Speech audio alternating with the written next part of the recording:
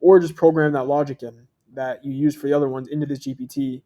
Just you can mix and match them. Just put a little brain power, and you get a much higher quality uh, agent, which you can obviously charge more for. Can we create an agent that's not only a specialist on our specific niche, but can search the web for anything that it may not know? Yeah, so that's a custom action.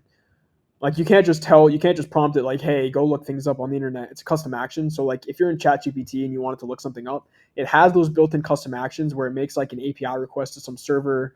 It goes and looks some information up, pulls it back into your chat. And I will do workshops on that in the future as well. Maybe even in some no-code automation lessons to add some cool custom actions like that. You can do this with any. Someone said, "What kind of laptop?" I can do this with G because I don't want to be left off. Blah blah blah. You can do this with any laptop. All you need is a browser. You just need any browser that's not a mobile browser. So will we have access to content for creating agent like that? I'm gonna give you this template. Like I'll give you this template. I'll give you the prompt. Like you'll have this workshop. You'll know exactly what I did. You can go back and watch it. So hope that's what you meant. How would you go about agent maintenance? Do you run a feedback agent in the background to collect data on requests it couldn't handle? Yeah, that's a great idea actually. That's what you want to do is like anything that it struggles with, you would forward to a spreadsheet and whoever your client is, they probably have a CRM. You would forward it to that CRM. You can monitor, the things the agent didn't do well with, and then you can use that information to go and reprogram it to make the agent. Is there ways to make the custom agent act as a template and you have an agent that just calls to it rather than going through the whole process of changing each URL? I'm sorry, G. I don't know what you mean. Just tag me again with a little bit more detail. You said it was complex to embed URLs rather than PDFs. Could there be a lesson on this? It's not complex. It's easy. It's just different than Voiceflow. Like in Voiceflow, I can go into this knowledge base and I can add a data source directly with the URL and it'll scrape that information. So it's not complex. You would just do that on your own manually, like just quick web scraper. That's all you need, and then just put that into your agent. If a prospect already has a chatbot and they don't know that I'm building an agent AI, all right, that's not related to this build. So me and Pope will do Q&As on calls or whatever. So let's just try to get questions relating to this topic. Is there a user guide or template to help configure these chatbots to be able to get as much use of them, just like you showed it answering questions on Jordan Belfort? Let me read that again. Is there a user guide or template to help configure these chatbots to be able to get? I mean, just basically all the information I'm telling you, right? Just everything I've told you about good prompting, all that stuff, like that AI agent perfect prompting. That's going to get you 70%, 80% better prompts than most people are doing. So go ahead and use that tool. Utilize that prompt score mechanic. Tag me with any questions that you have in the AI automation chat and ask Display. I'll always be answering those if you have a little bit more of a specific question. How would I be able to do the same with that dentist and translate it to Hungarian?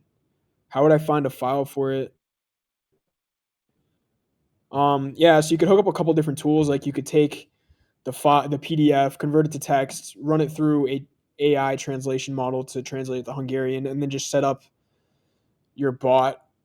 I'm not sure if by default the Assistance API gives you Hungarian as a language, but I know it has a bunch of different languages you can select from. I'm sure it is one of the languages. I think Voiceflow has Hungarian as well. But yeah, you just want to set up your bot with that native language. Will there be explanation from previous?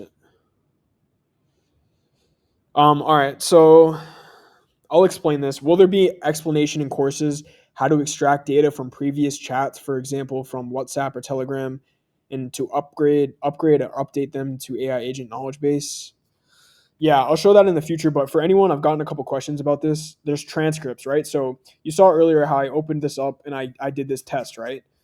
You can see if you send this demo to people, you can see what type of tests, what type of questions they were asking it, and where it fails and how you can improve it. You just go into your dashboard and you go into transcripts,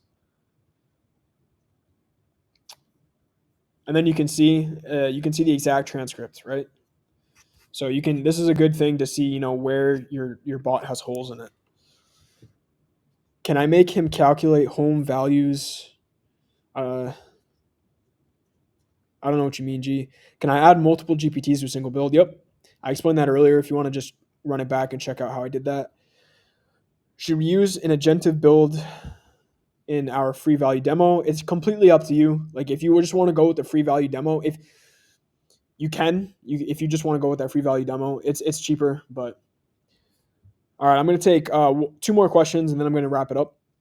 Other than conversations with words, can I train these chatbots to reply with a video or image I feed it?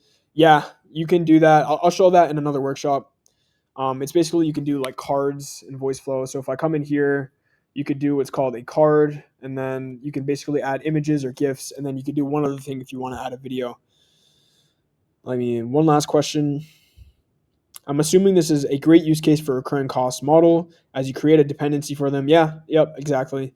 You know there's going to be recurring cost with this. Same with Voiceflow, right? It's always going to cost tokens. So that's good for a maintenance retainer. You know, be like, hey, cover this. You're going to cover the amount that this chatbot costs a month and then give me an extra 500 for maintaining it, improving it, making sure there's no bugs. You know, if there's any issues, I'll fix it for you, that kind of thing.